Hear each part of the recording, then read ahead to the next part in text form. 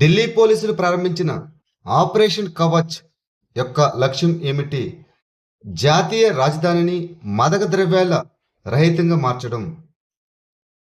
మాదక ద్రవ్యాల మాఫియాను ఎదుర్కోవడానికి మరియు జాతీయ రాజధానిని మాదక ద్రవ్యాల రహితంగా మార్చడానికి ఢిల్లీ పోలీసులు ఆపరేషన్ కవచ్ని ప్రారంభించారు.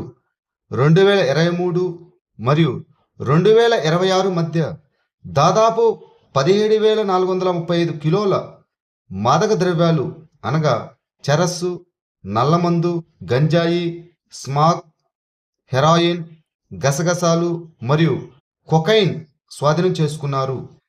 ఆపరేషన్ జెరికో అనే మాదక ద్రవ్యాల వ్యతిరేక కార్యక్రమాన్ని ఏ రాష్ట్ర ప్రభుత్వం ప్రారంభించింది? మిజోరం. ఆపరేషన్ జెరికో కింద సెప్టెంబర్ 1, 2025 నుంచి సుమారు 317.30 కోట్ల విలువైన మాదక ద్రవ్యాలను స్వాధీనం చేసుకున్నట్లు మిజోరం హోంమంత్రి అసెంబ్లీకి తెలియజేశారు. రాష్ట్ర వ్యాప్తంగా మాదక ద్రవ్యాల నిరోధక ఆపరేషన్ మాదక ద్రవ్యాలను లక్ష్యంగా చేసుకుంది. అనేక ప్రధాన స్మగ్లింగ్ మార్గాలు నిరోధించబడ్డాయి. అనేక ప్రాంతాల్లో అక్రమ రవాణా కార్యకలాపాలు గణనీయంగా తగ్గాయి. ఈ ఆపరేషన్ జెరికో మార్చి 31, 2026న ముగియనుంది. శేషనాగ్ 150ని ఏ సంస్థ అభివృద్ధి చేసింది? New space research and technologies (NRT). Sheshnag 150 అనేది భారతదేశంలో డీప్ స్ట్రైక్ మిలిటరీ మిషన్ల కింద అభివృద్ధి చేయబడుతున్న long range swarm attack drone. దీనిని new space research and technologies (NRT) అభివృద్ధి చేస్తుంది. ఇది సహకార స్వామ్ డ్రోన్ అనగా బహుళ డ్రోన్లు లక్ష్యాలపై సంతృప్త దాడులను నిర్వహించడానికి స్వయం ప్రతిపత్తితో సమన్వయం చేసుకోగలవు. ఈ డ్రోను దాదాపు 150 కిలోల బరువు ఉంటుంది మరియు మౌలిక సదుపాయాలు లేదా సైనిక వాహనాలను దెబ్బతీసే సామర్థ్యం ఉన్న పేలోడ్ వార్హెడ్లతో సహా 25 నుంచి 40 కిలోల పేలోడ్ను మోయగలదు. ఫుల్ ఐరన్ మ్యాన్ న్యూజిలాండ్ ట్రయథ్లాన్ను 11 గంటల 80 నిమిషాల్లో పూర్తి చేసి చరిత్ర సృష్టించిన భారతీయ అథ్లెట్ ఎవరు? అనంత రాణా. అథ్లెట్ అనంత రాణా న్యూజిలాండ్లోని టౌపోలో జరిగిన ఫుల్ ఐరన్ మ్యాన్ న్యూజిలాండ్ ట్రయథ్లాన్ను పూర్తి చేయడం ద్వారా చరిత్ర సృష్టించాడు. అతను ట్రయథ్లాన్ను 11 గంటల 50 నిమిషాల్లో పూర్తి చేశాడు. అనంత రాణా జార్ఖండ్లోని జంషెడ్పూర్లోని సోనారికి చెందినవాడు. ఈ ట్రయథ్లాన్లో 3.8 కిలోమీటర్ల ఈత, 180 కిలోమీటర్ల సైక్లింగ్ మరియు 42 కిలోమీటర్ల మారథాన్ పరుగు ఉంటాయి. అతను ఈతను 1 గంట 28 నిమిషాల్లో, సైక్లింగ్ని 6 గంటల 19 నిమిషాల్లో మరియు మారథాన్ను 3 గంటల 46 నిమిషాల్లో పూర్తి చేశాడు. కేంద్ర మంత్రివర్గం జల్ జీవన్ మిషన్ను ఏ సంవత్సరం వరకు పొడిగించింది? 2028 వరకు. నరేంద్ర మోదీ అధ్యక్షతన జరిగిన కేంద్ర మంత్రివర్గం జల్ జీవన్ మిషన్ను డిసెంబర్ 2028 వరకు పొడిగించడానికి ఆమోదం తెలిపింది. ఈ మిషన్ ఇప్పుడు మౌలిక సదుపాయాల కల్పన నుంచి గ్రామీణ తాగునీటి స్థిరమైన సేవల పంపిణీపై దృష్టి సారించనుంది. ఈ సవరించిన కార్యక్రమం మొత్తం వ్యయం 8.69 లక్షల కోట్లు. కేంద్ర ప్రభుత్వం గ్రామీణ భారతం అంతటా నీటి సరఫరా వ్యవస్థలను బలోపేతం చేయడానికి తన వాటాను 3.59 లక్షల కోట్లకు పెంచింది. సుజలాం భారత్ అనే కొత్త డిజిటల్ పర్యవేక్షణ ఫ్రేమ్వర్క్ని మొత్తం గ్రామీణ నీటి సరఫరా గొలుసును మ్యాప్ చేస్తుంది. 2026 మహేంద్ర ఎక్సలెన్స్ ఇన్ థియేటర్ అవార్డ్స్లో జీవిత సాఫల్య పురస్కారంతో ఎవరు సత్కరించబడ్డారు? అమోల్ పాలేకర్. ప్రముఖ నటుడు, చిత్ర నిర్మాత Amol Palekar 2026 Mahindra excellence in theatre అవార్డ్స్లో జీవిత సాఫల్య పురస్కారాన్ని అందుకున్నారు. ఈ అవార్డు నటుడిగా మరియు దర్శకుడిగా దశాబ్దాలుగా ఆయన చేసిన సహకారాన్ని గుర్తు చేస్తుంది. మహేంద్ర గ్రూప్ స్థాపించి టీమ్వర్క్ ఆర్ట్స్ నిర్మించిన ఈ మెటా మార్చి 19 నుంచి 25 వరకు న్యూఢిల్లీలో తన 21వ ఎడిషన్ను నిర్వహిస్తుంది.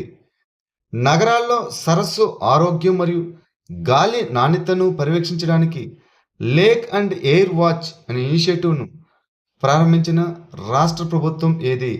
గుజరాత్. నగరాల్లో సరస్సు ఆరోగ్యం మరియు గాలి నాణ్యతను పర్యవేక్షించడానికి Gujarat urban development mission lake and air watch ఇనిషియేటివ్ను ప్రారంభించింది. ఇది గుజరాత్ పట్టణాభివృద్ధి మరియు పట్టణ గృహ నిర్మాణ శాఖ ఆధ్వర్యంలో సాంకేతికత ఆధారిత పర్యావరణ పర్యవేక్షణ కార్యక్రమం. సరస్సు ప్రాంత మార్పులు, ఆల్గే పెరుగుదల, వ్యర్థాల పేరుకుపోవడం మరియు నీటి నాణ్యత సూచికలను ఉపగ్రహ సాంకేతికత ట్రాక్ చేస్తుంది. ఇటీవల వార్తలో కనిపించిన సింహగఢ్ కోట ఏ రాష్ట్రంలో ఉంది? మహారాష్ట్ర. ఇటీవల సింహగఢ్ కోట వద్ద పర్యాటకులపై తేనెటీగల సమూహం దాడి చేయడంతో దాదాపు 25 మంది సందర్శకులు గాయపడ్డారు. గతంలో కొందన అని పిలువబడే సింహగఢ్ కోట మహారాష్ట్రలోని పూణే సమీపంలో సహ్యాద్రి శ్రేణిలో ఉన్న ఒక పురాతనమైన కొండకోట. ఈ కోటను 1340లో మొహమ్మద్ బిన్ తుగ్లక్ స్వాధీనం చేసుకున్నాడు మరియు దాని తర్వాత నిజాం షాహీ రాజవంశం అధీనంలోకి వచ్చింది. ఇక శివాజీ 1647లో కోటను స్వాధీనం చేసుకున్నాడు. కానీ పురందర్ ఒప్పందం ప్రకారం దీనిని మొఘలులకు అప్పగించాడు. 1670లో సింహగఢ్ యుద్ధంలో తానాజీ మలుసారే దీనిని తిరిగి స్వాధీనం చేసుకున్నాడు. ఈ విజయం తర్వాత కోటకు సింహగఢ్ లేదా సింహాల కోట అని పేరు పెట్టారు. జాతీయ కుష్ఠవ్యాధి నిర్మూలన కార్యక్రమం ఏ గొడుగు మిషన్ కింద అమలు చేయబడుతుంది? జాతీయ ఆరోగ్య mission, national leprosy eradication programme. ప్రభుత్వం రాజ్యసభకు జాతీయ కుష్ఠవ్యాధి నిర్మూలన కార్యక్రమం గురించి తెలియజేసింది.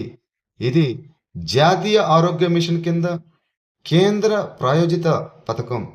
వ్యాధిని ముందస్తుగా గుర్తించడం మరియు పూర్తి చికిత్స చేయడం దీని యొక్క ప్రధాన లక్ష్యం.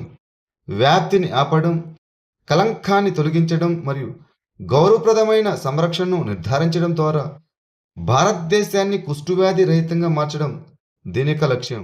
ఇటీవల వార్తలో కనిపించిన రూపుకుండ్ సరస్సు ఏ రాష్ట్రంలో ఉంది?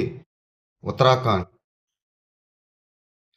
రూపుకుండ్ సరస్సు అస్థిపంజర సరస్సు అని ప్రసిద్ధి చెందింది. ఇది ఒక చిన్న హిమానీనద సరస్సు. దాని చుట్టూ వందలాది మానవ అస్థిపంజరాలు కనుగొనబడ్డాయి. ఇది ఉత్తరాఖండ్లోని త్రిశూల్ పర్వతం యొక్క బేస్ సమీపంలో గరహల్ హిమాలయాల్లో 5029 మీటర్ల ఎత్తులో ఉంది. ఈ సరస్సు కేవలం 130 అడుగుల వెడల్పు మాత్రమే కలిగి ఉంది మరియు సంవత్సరంలో ఎక్కువ భాగం గడ్డ కట్టుకుని ఉంటుంది. ఇటీవల వార్తలు కనిపించిన రైసేన్ కోట ఏ రాష్ట్రంలో ఉంది? మధ్యప్రదేశ్. రైసేన్ కోట ఒక చారిత్రాత్మక కొండపై ఉన్న కోట. ఇక్కడ ఫిరంగి కాల్పుల వీడియో సోషల్ మీడియాలో కనిపించిన తర్వాత పోలీసులు ఇటీవల యువకులను అరెస్ట్ చేశారు. ఈ కోట మధ్యప్రదేశ్లోని రైసేన్ పట్టణంలోని ఇసుక్రాయి కొండపై ఉంది మరియు మధ్య భారతదేశంలోని అతిపెద్ద కోటల్లో ఇది ఒకటి. 11వ శతాబ్దంలో నిర్మించబడిన ఇది స్థానిక హిందూ ముఖ్యులు మందు సుల్తాన్లు, అక్బర్ ఆధ్వర్యంలో మొఘలులు మరియు తర్వాత భోపాల్ నవాబుల పాలనకు సాక్ష్యంగా నిలిచింది. భారతదేశంలో మొట్టమొదటి పూర్తిగా పనిచేసే రింగ్ మెట్రో ఏ నగరంలో ప్రారంభించబడింది? ఢిల్లీ. ప్రధానమంత్రి నరేంద్ర మోదీ 2 కొత్త ఢిల్లీ మెట్రో కారిడార్లను ప్రారంభించారు. వాటిలో భారతదేశంలోనే మొట్టమొదటి పూర్తిగా పనిచేసే రింగ్ మెట్రో కూడా ఉంది. ఇది రాజధానిలో ప్రజా రవాణాను మెరుగుపరుస్తుంది. మార్చి 2026లో ఏ అంతర్జాతీయ సంస్థ కోల్డ్ రెస్పాన్స్ సైనిక వ్యాయామాన్ని నిర్వహించింది? ఉత్తర అట్లాంటిక్ ఒప్పంద సంస్థ నాటో. నాటో ఆర్కిటిక్లో 2026 ఎడిషన్ కోల్డ్ రెస్పాన్స్ సైనిక వ్యాయామం ప్రారంభించింది. ఈ వ్యాయామం పౌర సంసిద్ధత మరియు మొత్తం రక్షణపై బలమైన దృష్టిని కలిగి ఉంది. ఈ కోల్డ్ రెస్పాన్స్ అనేది యూరోపియన్ ఆర్కిటిక్లో ప్రధానంగా ఉత్తర నార్వే మరియు సమీప ప్రాంతాల్లో నిర్వహించబడే పెద్ద ఎత్తున ద్వైవార్షిక నాటో సైనిక వ్యాయామం. ఆర్కిటిక్ ప్రాంతంలో నాటో యొక్క సామూహిక రక్షణ సామర్థ్యాన్ని బలోపేతం చేయడం దీని యొక్క లక్ష్యం. అనవరన్ అటవీ నిర్మూలన హెచ్చరిక వ్యవస్థను ఏ సంస్థ నిర్వహిస్తుంది? Forest survey of India. ఇటీవల forest survey of India FSI అనవరన్ డిఫారెస్టేషన్ అలర్ట్ సిస్టమ్ నుంచి అటవీ నష్టం గురించి రాష్ట్రాలతో హెచ్చరికలను పంచుకోవడం ఆపివేసింది.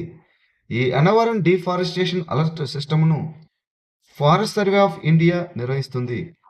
ఉపగ్రహ సాంకేతిక పరిజ్ఞానాన్ని ఉపయోగించి అటవీ నిర్మూలనను పర్యవేక్షించడానికి అనవరన్ పోర్టల్ 2024లో ప్రారంభమైంది.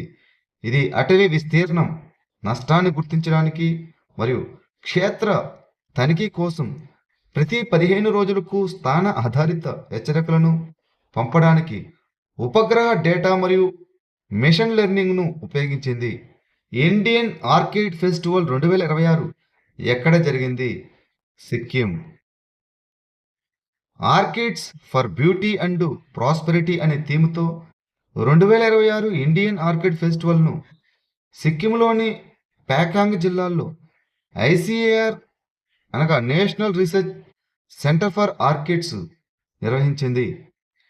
ప్రఖ్యాత నర్సరీలు, టిష్యూ కల్చర్ కంపెనీలు మరియు మార్కెటింగ్ సంస్థలు ఆర్కిడ్ పరిశ్రమలో సాగు, మార్కెటింగ్ మరియు సహకారంపై జ్ఞానాన్ని పంచుకోవడానికి సాగుదారులతో సంభాషించాయి. డార్ట్ అనగా డబుల్ ఆస్ట్రాయిడ్ రీడైరెక్షన్ టెస్ట్ మిషన్ను ఏ సంస్థ ప్రారంభించింది? National aeronautics and space administration NASA. Double asteroid redirection test dot ఒక గ్రహ శకలం యొక్క కదలికను మార్చడమే కాకుండా సూర్యుని చుట్టూ ఉన్న ఆస్ట్రాయిడ్ జత కక్షను కూడా కొద్దిగా మార్చిందని ఒక కొత్త అధ్యయనం కనుగొంది. ఈ ఆస్ట్రాయిడ్ విక్షేపణ సాంకేతికను పరీక్షించడానికి డాట్ని 2021లో national aeronautics and space administration NASA ప్రారంభించింది. గతి ప్రభావ పద్ధతిని ఉపయోగించి ఆస్ట్రాయిడ్ మార్గాన్ని మార్చిన మొదటి గ్రహ రక్షణ లక్ష్యం ఇది. అరుదైన వలస పక్షి blue and white fly catcher ఇటీవల ఏ రాష్ట్రంలో కనిపించింది? గుజరాత్. గుజరాత్లోని పావగఢ్ హిల్స్లో blue and white fly catcher అరుదైన దృశ్యం ఇటీవల నివేదించబడింది. ఇది ఓల్డ్ వరల్డ్ ఫ్లై క్యాచర్ కుటుంబానికి చెందిన మసికాపిడేకు చెందిన ఒక చిన్న వలస పాటల పక్షి. ఇది ప్రధానంగా జపాన్, కొరియా, ఈశాన్య చైనా మరియు రష్యన్ ఫార్ ఈస్ట్లో సతోర్నోత్పత్తి చేస్తుంది. శీతాకాలంలో ఇది ఆగ్నేషియాకు, ముఖ్యంగా వియత్నాం, కంబోడియా, థాయిలాండ్, సుమత్రా మరియు బోర్నియోలకు వలసపోతుంది. ఇక international union for conservation of nature IUCN red లిస్ట్లో దీని యొక్క పరిరక్షణ స్థితి వచ్చి అతి తక్కువ ఆందోళన కలిగిస్తున్నది. Terminal high altitude area defence అనగా థాడ్ అనేది ఏ దేశం అభివృద్ధి చేసిన అధునాతన బాలిస్టిక్ క్షిపణి రక్షణ వ్యవస్థ? United states of America. ఇటీవల ఇరాన్ మధ్యప్రాచ్యంలో యునైటెడ్ స్టేట్స్ ఉపయోగించే కీలకమైన థాడ్ రాడార్ వ్యవస్థను నాశనం చేసిందని నివేదించబడింది. ఈ థాడ్ అనగా terminal high altitude area defence అనేది క్షిపణి బెదిరింపులను ఎదుర్కోవడానికి యునైటెడ్ స్టేట్స్ ఆఫ్ అమెరికా అభివృద్ధి చేసిన అధునాతన బాలిస్టిక్ క్షిపణి రక్షణ వ్యవస్థ. ఇది షార్ట్, మీడియం మరియు పరిమిత ఇంటర్మీడియట్ రేంజ్ బాలిస్టిక్ క్షిపణులను అడ్డగించడానికి రూపొందించబడింది. ఈ వ్యవస్థ భూమి యొక్క వాతావరణం లోపల మరియు వెలుపల వచ్చే క్షిపణులను నాశనం చేయగలదు. లెజిమ్ నృత్యం ఏ రాష్ట్రానికి చెందినది? మహారాష్ట్ర. 2026 అంతర్జాతీయ మహిళా దినోత్సవాన్ని మహారాష్ట్ర అంతటా ర్యాలీలు, క్రీడా కార్యక్రమాలు, సాంస్కృతిక కార్యక్రమాలు మరియు అవగాహన ప్రచారాలతో విస్తృతంగా జరుపుకున్నారు. డోమ్లీలో జరిగిన గిన్నిస్ వరల్డ్ రికార్డు లెజిమ్ నృత్యంలో 9111 మంది మహిళలు మరియు బాలికలు ఏకకాలంలో ప్రదర్శన ఇచ్చి మునుపటి రికార్డును బద్దలుకొట్టారు. భారత టాక్సీ అనేది ఏ చట్టం కింద స్థాపించబడిన సహకార నేతృత్వంలోని మొబిలిటీ ఇనిషియేటివ్? బహుళ రాష్ట్ర సహకార సంఘాల చట్టం 2002. భారత టాక్సీ అనేది డ్రైవర్ యాజమాన్యం, పాలన మరియు విలువ సృష్టిని ప్రోత్సహించే సహకార నేతృత్వంలోని మొబిలిటీ ఇనిషియేటివ్. ఇది బహుళ రాష్ట్ర సహకార సంఘాల చట్టం 2002 కింద జూన్ 6, 2025న స్థాపించబడింది. ఇది అధికారికంగా ఫిబ్రవరి 5, 2026న ప్రారంభించబడింది. ప్రస్తుతం ఢిల్లీ ఎన్సీఆర్ అనగా ఢిల్లీ, గురుగ్రామ్, నోయిడా, ఫరీదాబాదు, గజియాబాద్ మరియు గుజరాత్లో పనిచేస్తుంది. ఇటీవల వార్తలో కనిపించిన బాస్కిల్ వంతెన అనగా ఏమిటి? ఇది ఓడలు మరియు పడవలు వెళ్ళడానికి వీలుగా పైకి ఎత్తే కదిలే వంతెన. శ్యామ్ ప్రసాద్ ముఖర్జీ పోర్టు అనగా కోల్కతా పోర్టు వద్ద బాస్కిల్ వంతెనను పునరుద్ధరించడానికి కేంద్ర ప్రభుత్వం 117.54 కోట్ల ప్రాజెక్టును ఆమోదించింది. ఈ బాస్కిల్ వంతెన అనేది ఓడలు మరియు పడవలు వెళ్ళడానికి వీలుగా పైకి ఎత్తే కదిలే వంతెన. దీనిని లిఫ్టింగ్ వంతెన లేదా డ్రాబ్రిడ్జ్ అని కూడా పిలుస్తారు. నాగౌరీ పాన్ మేతి ఏ చట్టం కింద కమ్యూనిటీ రైతుల రకంగా నమోదు చేయబడింది? మొక్కల రకాలు మరియు రైతుల రక్షణ హక్కుల చట్టం 2001.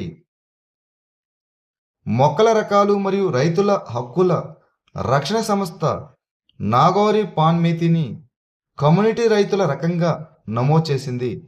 ఈ రిజిస్ట్రేషన్ రాజస్థాన్లోని నాగౌర్ జిల్లా వ్యవసాయ సంఘానికి చట్టబద్ధమైన యాజమాన్యం మరియు చట్టపరమైన హక్కులను మంజూరు చేసింది.